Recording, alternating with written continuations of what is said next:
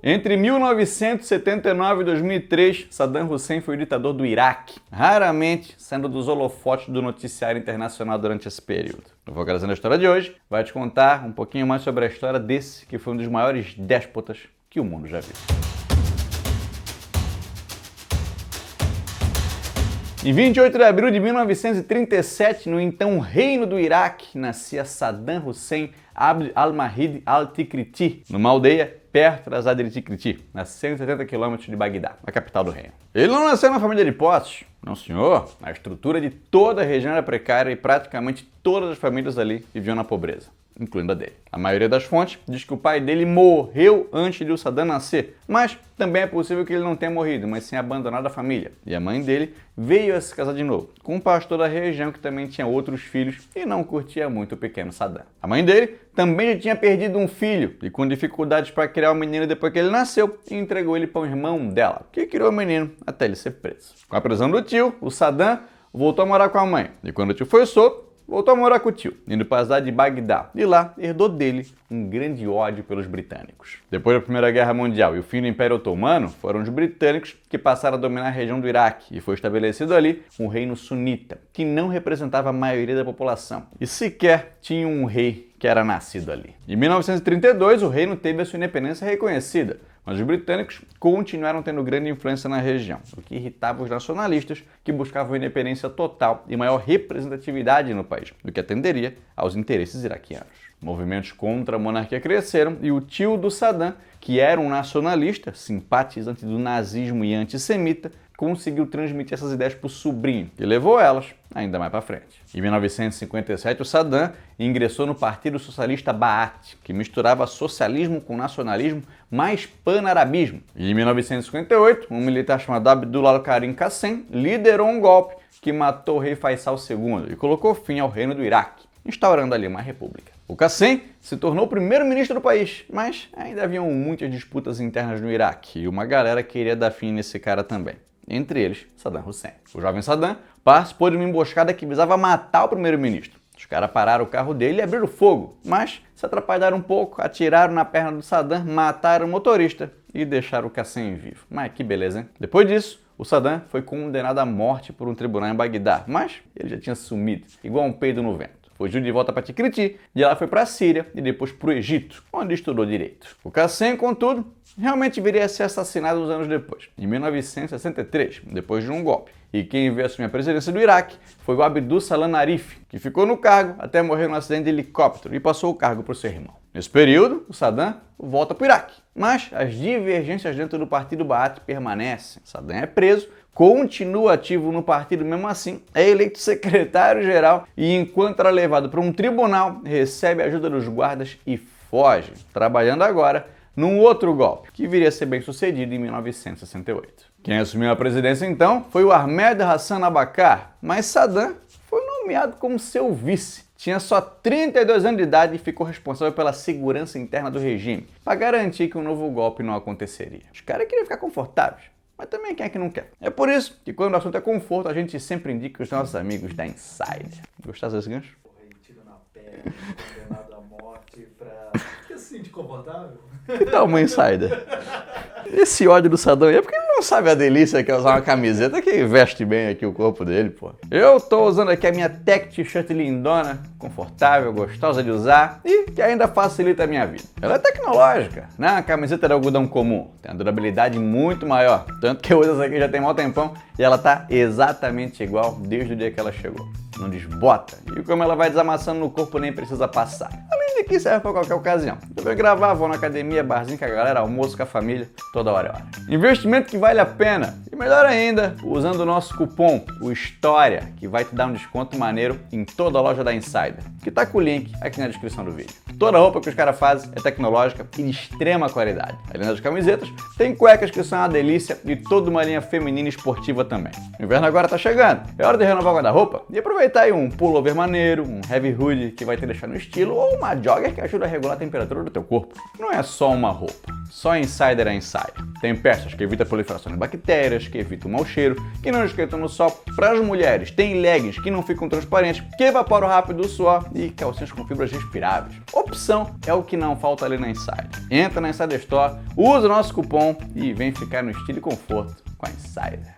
Agora vamos falar de coisa ruim. Vamos falar de Saddam Hussein. Com ele na chefia da segurança interna do governo, os opositores e críticos eram perseguidos pela polícia secreta do país e torturados, com vários relatos da época falando sobre os eletrochoques, espancamentos e até queimaduras de cigarros nos olhos, coisa que frequentemente o Saddam vistoriava pessoalmente. O Abdul Razak al-Naif, um opositor político do Saddam, que tinha fugido do Iraque depois que ele chegou ao poder, foi morar na Grã-Bretanha e lá continuou a fazer críticas ao governo, o que fez dele um alvo mesmo estando a milhares de quilômetros de distância. Disfarçados de diplomatas, foram enviados assassinos para acabar com o cara em 1972, que falharam na missão. Acertaram a mulher dele no lugar dele. Mas, em 78, novos assassinos foram enviados, agora uns caras de elite, e dessa vez não teve erro. A mensagem que ele passava era de que não importava onde estivessem os inimigos, o Saddam ia encontrar os caras. Ao longo dos próximos 11 anos, enquanto foi vice-presidente, o poder dele foi crescendo, e o cara nomeou membros do seu clã para cargos no alto escalão do governo, o que de certa forma criava uma grande relação de lealdade com ele, blindando o Saddam de possíveis conspirações. Em 1972, ele liderou um processo de nacionalização da indústria petrolífera e com os rendimentos que vinham do petróleo, o Saddam investiu na industrialização e na infraestrutura do país, construindo estradas e levando eletricidade para muitos lugares do Iraque. Além disso, foi instaurado um projeto de combate ao analfabetismo, que instituiu pena de prisão de até 3 anos para quem não fosse para aula. Mesma pena que a gente vai botar aqui para quem não der like no vídeo, não se inscrever no canal, não deixar um comentário para gerar engajamento e não seguir a gente no Instagram. Pô, de graça, não custa nada, jura pra caramba e os caras ainda assim não fazem. Assim não dá. O governo do Saddam também passou a dar ajuda financeira para famílias de militares, investiu na agricultura e o país passou a oferecer serviços de saúde gratuitos, que até rendeu um prêmio da Unesco pro Saddam. É mole, cara. Ele já representava o país diplomaticamente e mesmo dentro do Iraque era visto como o homem forte do governo. O presidente teve um papel muito coadjuvante na década de 1970. Então, em 1979, o Bakr anunciou sua renúncia e cedeu o cargo para o Saddam, provavelmente pressionado pelo próprio Saddam. Claro que nem todo mundo curtiu ele chegar ao poder depois da renúncia do Bakr, mas o Saddam resolveu isso rapidinho. Depois de poucos dias na presidência, ele fez uma reunião no partido, encheu uma sala de gente, colocou câmeras para filmar e fez um discurso, onde falou de sionismo, forças das trevas e conspiração contra o Iraque, dando então a palavra ao Mohi Mashhad, um outro membro do partido. O que o Mashhad fez foi confessar os planos de um golpe e foi falando nomes de outros membros do partido que estavam conspirando para derrubar o Saddam. Quando os nomes eram falados, alguns policiais iam até os caras e levavam eles embora, o que fez o pavor tomar conta da sala, porque todo mundo tinha medo que o seu nome fosse o próximo a ser falado, estando feliz com a nomeação do Saddam à presidência ou não. Teve gente que se levantou e começou a gritar "Viva Saddam!" para mostrar lealdade, e depois que 68 pessoas foram retiradas dali, a nomeação de golpistas parou. Tem fonte que diz que o Mashhad teve a família ameaçada e por isso entregou os colegas, mesmo com nenhum golpe sendo planejado ali naquele momento. E 21 membros do partido foram executados depois daquilo. O cara caprichou na hora de causar uma boa impressão e, buscando se projetar como um líder no mundo árabe, investiu pesado no exército para fazer do Iraque uma potência militar. Só que no mesmo ano que ele chegou ao poder, 1979, o país vizinho, o Irã, foi palco de uma revolução xiita e teve início ali um regime altamente religioso que deixou alguns muçulmanos sunitas receosos com a propagação dessa vertente islâmica. O Saddam nasceu na família sunita, mas o Iraque é um país de maioria xiita, com um governo que defendia o secularismo, a separação do Estado e da religião. Realidade diferente daquela que estava começando no Irã. Vendo movimentos xiitas crescendo no Iraque e com medo que o governo iraniano começasse uma expansão da sua revolução para o território iraniano, o que derrubaria o governo que o Saddam tinha recém começado, o Saddam autorizou uma invasão do exército dele ao Irã, em setembro de 1980, dando início à Guerra Irã-Iraque. A gente não vai contar detalhes dessa guerra aqui. Caso tu queira ver um vídeo sobre ela, é só deixar um comentário pedindo que a gente faz. Mas claro, não foi só o medo de uma revolução que motivou o Saddam. O cara também tinha interesse em anexar território iraniano, rico em petróleo, ao Iraque. Ele achou que ia ser uma guerra rápida, coisa de poucos dias, mas a guerra durou 8 anos. Isso se mostrou um grande erro de cálculo do Saddam. E olha que o cara foi apoiado pelos opositores do Estado iraniano, os Estados Unidos, e também pelos países árabes da região, como a Arábia Saudita e o Kuwait. Veja bem, Saddam Hussein era um nacionalista e o Irã, apesar do que muita gente pensa, não é um país árabe, mas sim persa. E para custear essa guerra, outros países árabes mandaram uma grana para o Saddam, o que pode chegar até 70 bilhões de dólares. Mesmo assim, isso não foi suficiente para fazer ele vencer a guerra, e o Iraque saiu dela com uma derrota moral, embora o Saddam tenha cantado vitória. 1 milhão de pessoas morreram, crime de guerra e arma química foi o que não faltou. Nenhum país conquistou 1 centímetro de território e o Iraque agora se encontrava endividado e com parte da sua estrutura em ruínas. E como a vida não é um morango, a galera que emprestou dinheiro para ele pediu de volta, o que fez ele se revoltar, porque na visão dele, ele não tinha que pagar nada para ninguém. O dinheiro foi para lutar uma guerra deles também, em nome de todos os árabes. E agora o Saddam tinha que reconstruir o país dele. Não era ele que tinha que pagar ninguém. Os outros é que tinham que dar mais dinheiro para ele. A situação já era terrível, mas depois que alguns países do Golfo Pérsico excederam as cotas de produção estabelecidas pela Organização dos Países Exportadores de Petróleo, o preço do petróleo caiu e o Saddam precisou abaixar o preço do principal produto da economia do país. Quem ele acusou de ser um dos responsáveis por essa baixa nos preços, logo quando ele mais precisava de dinheiro, era o Kuwait, que também foi acusado por ele de retirar petróleo de regiões de fronteira entre os dois países, o que já estava acordado que não podia acontecer. Então logo, ele teve uma ideia. O exército do Kuwait estava longe de ser uma potência. O Kuwait tinha reservas de petróleo que podiam dar um lucro maneiro, e o Saddam não precisaria pagar a dívida com o Kuwait se o Kuwait fosse dele. Então o cara começou um discurso de que o Kuwait era um estado artificial e esculpido na costa iraquiana por colonialistas ocidentais e deveria pertencer ao Iraque. Aí no dia 2 de agosto de 1990, o exército do Saddam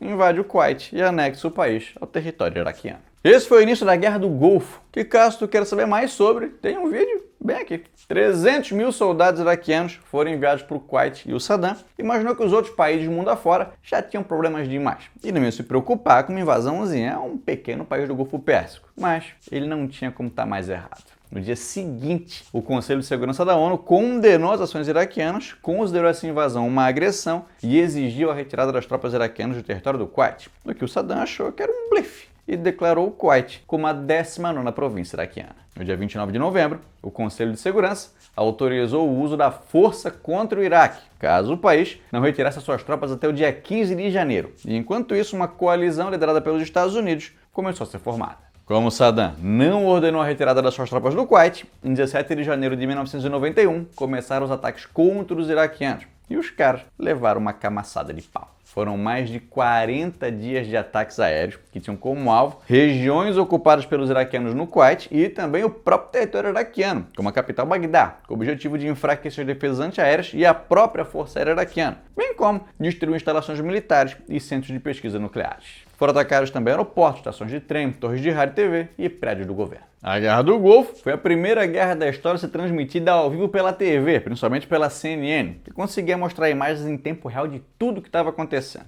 o que ajudou a popularizar a imagem de Saddam Hussein como um vilão mundial. A ofensiva terrestre começou no dia 24 de fevereiro, com a coalizão conseguindo cortar a comunicação de tropas iraquianas e impedindo que tropas que estavam no Iraque conseguissem dar suporte àquelas que estavam no Kuwait, e forças da coalizão também foram enviadas para a fronteira para impedir o envio de reforços. Menos de 100 horas depois do início da operação, a capital kuwaitiana, a cidade do Kuwait, já tinha sido recuperada e começou um movimento iraquiano de saída do país.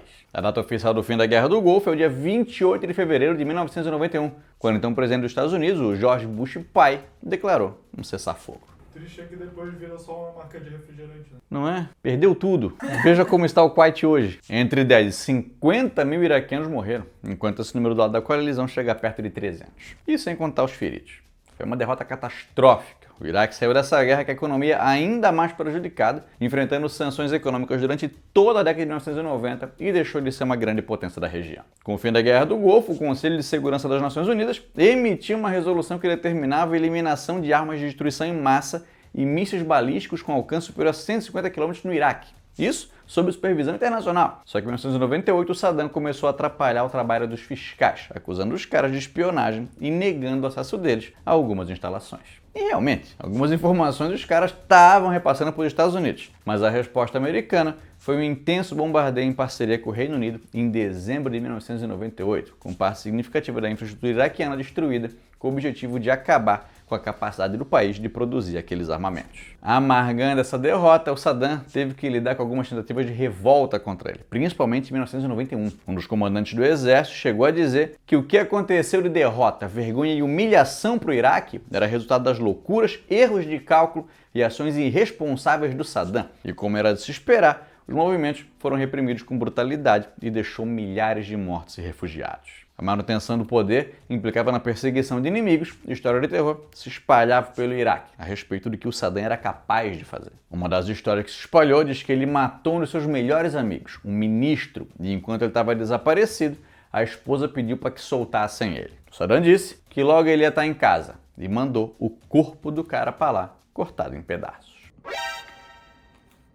Meu Deus, isso é verdade? Tem gente que diz que sim, talvez não, mas isso mexe com as pessoas e faz elas duvidarem do que o Saddam seria capaz. Tanto que o Iraque, durante a gestão dele, também foi conhecido como República do Medo. Inclusive, as filhas do Saddam se casaram com dois irmãos também, o Hussein Kamel e o Saddam Kamel, sendo que o Hussein Kamel foi colocado para comandar o programa nuclear do Iraque e era apontado como possível sucessor do Saddam Hussein. O Saddam adorava o cara, mas quem não gostava era o filho mais velho dele, o Uday, que era conhecido por ser um psicopata. Cara cruel, violento, que pessoalmente torturou inimigos do regime, que abusava do álcool, sequestrava mulheres na rua para abusos sexuais e tinha surtos de explosão de violência. Com as tensões aumentando entre os cunhados, os genros do Saddam fugiram com as famílias para a Jordânia, levando junto as filhas e netos do Saddam. O Hussein Kamel chegou até a conversar com agentes da CIA sobre o programa nuclear iraquiano, uma coisa que o Saddam jamais perdoaria. Mas aparentemente perdoou, porque entrou em contato com as filhas e disse que se eles voltassem para casa, iam estar todos perdoados. Não tinha problema. Todo mundo erra, o importante é a família ficar unida, tudo certo, vamos resolver as coisas. E eles voltaram. E o que aconteceu em seguida foi que o Saddam obrigou as filhas a se divorciarem e uns dias depois foi dito que os irmãos Kamel morreram no tiroteio com membros da família que estavam irritados com a traição deles. Provavelmente eles foram assassinados por um esquadrão liderado pelo Uday. E uma história que circulou era que depois de mortos, os corpos deles foram amarrados em um carro e arrastados pela cidade de Bagdá, o que causou horror na população. Para se manter popular, contudo, o cara investiu pesado num culto à imagem, tendo a cara dele exposta em todo lugar pelo Iraque. E cuidava muito bem da aparência. Ele tinha um problema no joelho que fazia ele mancar, então raramente o Saddam era filmado andando. Ele mandava fazer o externo de modo para disfarçar a barriga protuberante e não usava óculos em público, porque óculos é coisa de otário. Saddam também não era visto bebendo com frequência para passar uma imagem de respeitador do Islã. O cara não era um muçulmano devoto, mas tentava passar a imagem de que era. E caso alguém tentasse matar ele, mais uma pessoa serviu como dublê do Saddam ao longo dos anos. Além de que algumas comidas eram provadas por outras pessoas antes dele, para garantir que não estavam envenenadas. Pô, uns empreguinhos, filho da p. Hoje tu vai lá no cine, vai lá, cozinheiro, faxineiro. Provador de comida envenenada. Porra, cadeira é mais difícil, né? Também faz o L.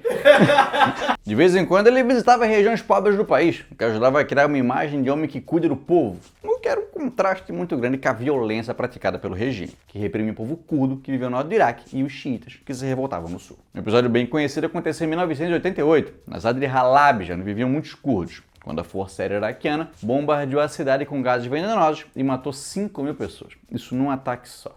Mas estima-se que 4.000 aldeias tenham sido destruídas e 100.000 curdos tenham sido mortos. A justificativa para isso foi o suposto apoio dos curdos ao Irã durante a guerra entre os dois países. Volta e meia, aconteceram massacres contra judeus, comunistas, maçons, e acredita-se que o regime do Saddam tenha matado cerca de 400.000 iraquianos. Além de cruel, era um líder altamente corrupto, que desviou recursos do país para o próprio bolso, construindo um patrimônio bilionário. Tanta grana assim, comprava a lealdade de muita gente poderosa no país. Ele já foi parodiado inúmeras vezes, em Top Gun, South Park, até no Metal Slug, joguinho que eu jogo ali direto com a minha prima, e que tem o general Donald Morden baseado nele. As coisas ficaram ainda mais complicadas para ele depois do atentado aos terroristas de 11 de setembro de 2001 e também do início da guerra ao terror, com o Iraque sendo colocado no tal eixo do mal pelo presidente George W. Bush, junto da Coreia do Norte e o Irã. Depois de iniciar uma campanha no Afeganistão, a segunda fase da guerra contra o terrorismo foi a invasão ao Iraque, e o país foi invadido em 2003, sob a justificativa de que possuía armas químicas e de destruição em massa. As mesmas armas que também eram usadas contra o Irã numa guerra que foi apoiada pelos americanos.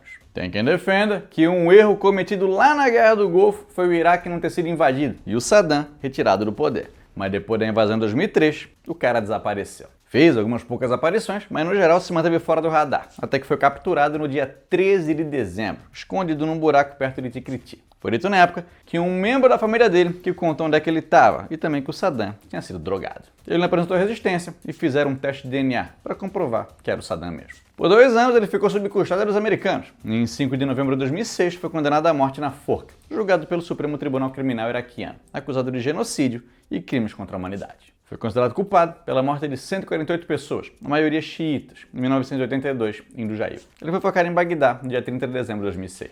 Uma testemunha iraquiana disse para Reuters que ele morreu na hora, que deu para ouvir o pescoço dele estalar. E testemunhas disseram que as últimas palavras dele foram "não há Deus senão Alá e Maomé é seu profeta", o que é que está escrito na bandeira da Arábia Saudita e é a importante declaração da fé islâmica. A morte dele gerou bastante controvérsia. Não que as pessoas tivessem pena do Saddam, mas a capacidade do tribunal de fazer um julgamento justo foi questionada. Algumas irregularidades, como a violação do direito do réu de contestar as testemunhas, foram apontadas e alguns fatos ficaram mal resolvidos, como o assassinato de advogados de defesa e a substituição do juiz. Gurus e xiitas do Iraque comemoraram a morte dele, e o Saddam continua sendo uma figura controversa no Iraque. A maioria não vê o legado dele como positivo, mas tem quem veja ele como uma figura forte, que se impôs contra o Ocidente. E a crise que se instalou no Iraque depois da guerra ajudou a consolidar nos apoiadores do Saddam uma ideia de que o cara é um herói nacional. De fato, não dá para dizer que o Iraque viu estabilidade depois da morte dele. A guerra do Iraque seguiu por quase uma década. Parte significativa do território iraquiano foi ocupada pelo Estado Islâmico e o país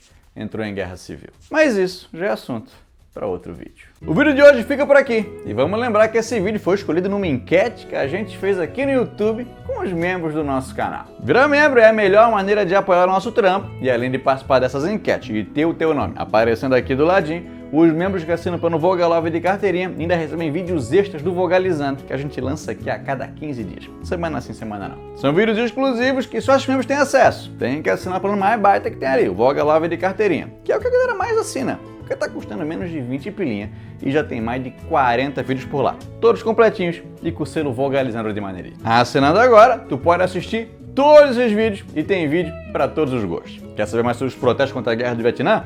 Tem lá. Quer saber sobre a expansão do islamismo? Tem também. Tá afim de saber mais sobre a polícia secreta da Alemanha Oriental? Já apareceu por ali. Quer saber como os humanos chegaram na Austrália lá na pré-história? A gente conta. Gosta da história do Brasil? Tratado de Madrid já apareceu por ali e a Revolução Federalista também. Curte um True Crime? A gente já falou sobre o caso Evandro e o Jack o Estripador. Tem vídeo pra caramba por lá. Vira um Vogalove de carteirinha aí, que vale a pena. Fica com o Vogalizando. Confere esse vídeo aqui sobre a Revolução Iraniana, esse aqui sobre Leopoldo II e o Congo belga. Um beijo e vamos se amar.